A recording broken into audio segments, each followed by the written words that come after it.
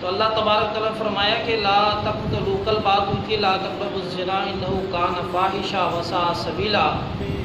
آگے اللہ تبارک و تعالیٰ نے فرمایا ولا تقتلوا النفس التي حرم اللہ الا بالحق ومن قتل مظلوما فقد جعلنا لولیہ سلطانا فلا یسرف فی القتل انہ کان منصورا۔ اللہ تبارک و تعالیٰ نے یہاں پر فرمایا کہ دیکھیں انسان کوئی بھی ہے اللہ کے نزدیک بڑا عزت والا ہے، بڑا احترام والا ہے، لہٰذا اللہ تبارک و تعالیٰ فرماتے ہیں لا تقتلوا النفس التي حرم اللہ، جس نفس کو اللہ تبارک و تعالیٰ نے حرام کر دیا قتل کرنا، اس کو انسان کا قتل کرنا پوری انسانیت کا قتل۔ اللہ تبارک و تعالیٰ نے فرمایا کہ کسی شخص کو اگر ایک شخص کو ناجائز قتل کر دیا فَكَأَنَّمَا قَتَلَ النَّاسَ جَمِيعًا، گویا کہ پوری کی پوری انسانیت کو قتل کر دیا۔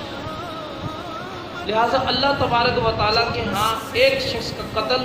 پوری انسانیت کا قتل ہے، اور یہاں پر اللہ نے نفس کی بات کی ہے، انسانیت کی،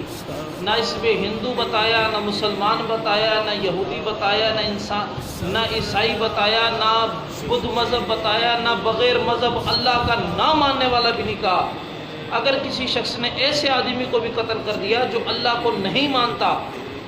اللہ کے ہاں یہ بھی بڑا ظلم